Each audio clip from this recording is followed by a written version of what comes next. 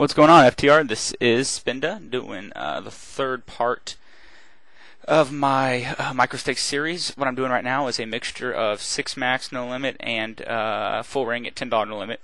I've already been playing on this left table for only one orbit. As you can see, I am almost up a buy-in.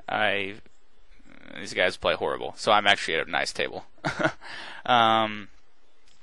It's interesting here with the gut shot and a backdoor second nut flush draw, and a bottom pair if this is a call or not. I'm getting 5-1. Problem is, like, even if I hit my gutter ball, a lot of times it's dead, and my draw becomes very transparent. So I'm gonna go ahead and fold. And so on the table on the right, I'm playing full ring, and I'm about to get going here. It should be going on the very next hand. What I'd like to explain to you guys is pretty much the difference between the two games. Okay, so we know it's 6 max. I'm going to play quite a bit more hands, maybe. This guy might have been still playing King Jack the whole way. Who knows? Ace 5, Ace 2. And this guy calls a river check raise, which is top pair, no kicker. So we obviously, I think we're at a pretty darn good table here. I've already stacked one player here who just played horribly. 2 straight hands. One hand he tried to bluff me. The next hand we got it all in for $5 stacks with ace. I had ace king suited. He had king 10. I flopped an ace and he was dead. Very first hand I get ace jack, and this sign of maybe not a good table really. When everyone folds in a 9-handed game to the blinds. Let me get these blinds posted here. And well, if this table's going to be really passive, we know what we're going to do to exploit it. We're going to go ahead and ramp up the aggression a little bit and see if we can't just run them over if we need to be. For them, it looks like the table is very passive. Very passive. So we'll see, what it's going to take some money off this table. We're certainly going to be a little more careful if it seems like everyone's playing passively, if people are showing aggression. It also tells me, though, that they're playing very tight ranges, which is great, because we can call maybe with a wide range pre-flop profitably to try to stack them, knowing that they're going to have a hand they're willing to felt. Like a hand like Jack 9 suited, here's a great hand to play against people with tighter ranges. Unfortunately, against a player with like a $3.40 stack left, it's not a hand I want to play, really. The implied odds just aren't there to be calling, so unfortunately I flopped really nice. I would have flopped really nice with top pair and a gut shot, but what can you do? This player, I think, obviously has a pretty big hand, so it would have been interesting to see if we couldn't have caught a nice card on the turn and stacked them.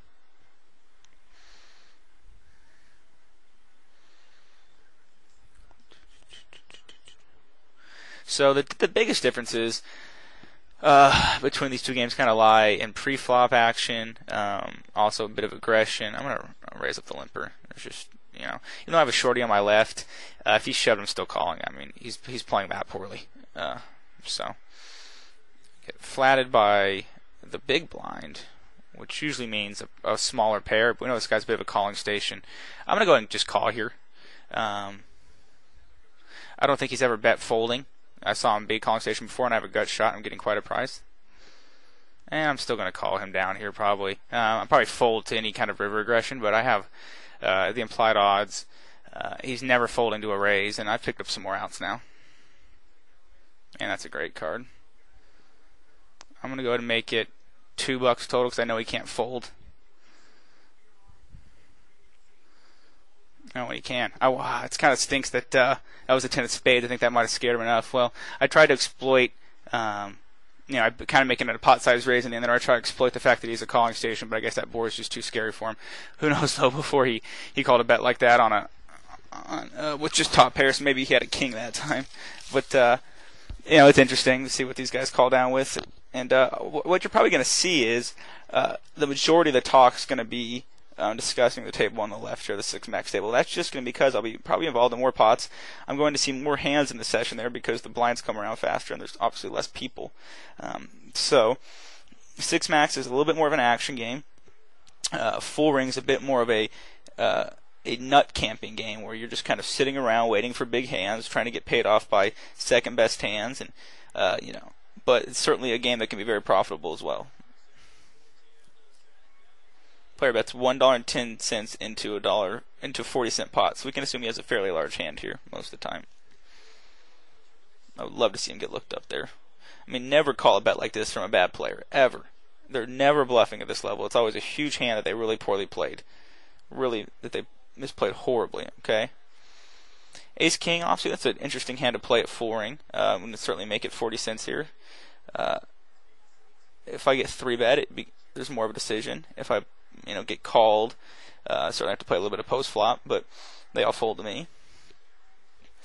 So right off the bat, if I was practicing some really good seat selection and some table management, that's a great hand to have right after I raise of aces. Let's hope that someone wants to play back at me. I get flatted, which isn't the best situation. I really don't want this to be a multi-way pot.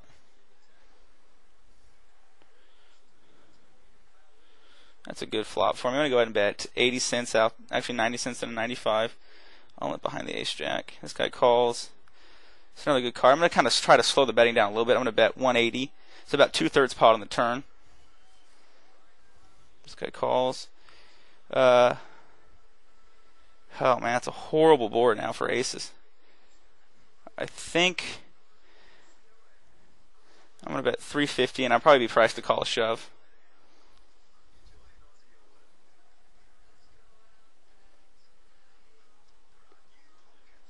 It just stinks, but man,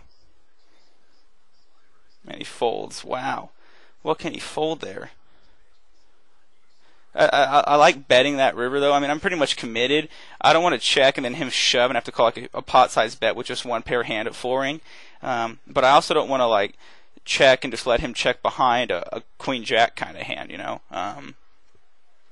Jack 10 with a limper. There's a couple ways you could play this. For me, I'm just going to raise it up.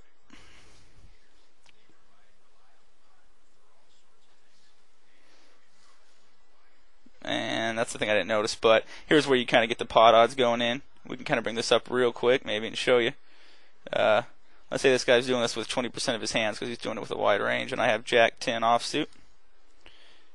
I'm getting better than 2 to 1 on my money, and I'm getting that about on my money here, so I'm gonna go ahead and call. Oh, I have aces again. I probably need some help with the Jack 10, but it'd certainly be put a king up there. King queen. This guy flat calls me again. So that just kind of show you that I was priced into that call. That's not the best flop. I'm going to try to string an overpair along, though, certainly, and he just folds. Wow. So this guy's called me twice when I've opened now, and hasn't really stuck a raise in or anything. So this player, I mean, what I didn't notice and what I wish I had on this last hand over here was that the guy on my left was pretty short and had been kind of aggressive in the past. I was still getting the right price. Certainly, I'm going to call the 7-8 suited to a min raise here on flooring table. It's a great hand to play on a multi-way pot. It's just an awesome hand. I flop middle pair. There's many ways to play this. I could check call one street. I could bet fold the flop. It's three-handed. I think what I'll do is I'll check and I'm going to call a smallish bet. Really hope this short stack shoves now.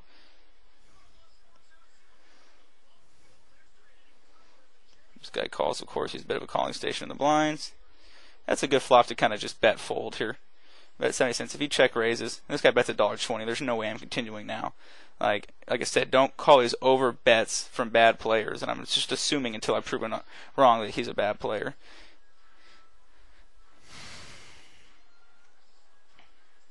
Player min raises, I'll defend with the king 10 offsuit. It's good enough, and now we're three-way. Certainly good enough. Really don't flop enough here to continue. I'll just be check folding the king 10.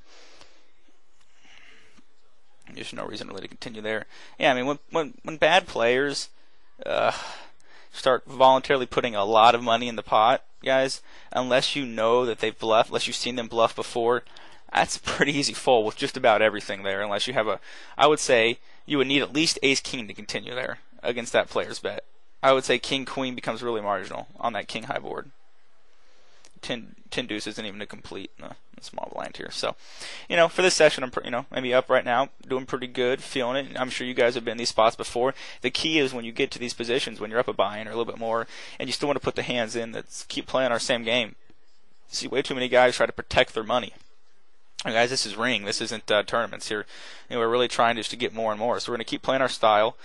The one thing I would suggest, though, if you're not comfortable playing more than 100 big blinds deep, which it can be nerve-wracking at a time, say you're playing at a bankroll where you only have 22 buy-ins for your level, and all of a sudden you get 250 big blinds deep somehow, which is a great situation. I'm going to raise up the 4-7 suited because I feel like it. I'm going to call behind with the Jack-9 offsuit once again because I kind of feel like it. I knew this guy was going to call.